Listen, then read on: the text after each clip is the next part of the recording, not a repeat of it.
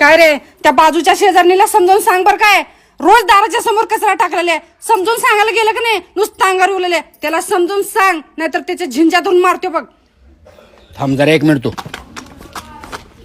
ए वैब्या इकडे लय छाताड काढून येऊ नको तू.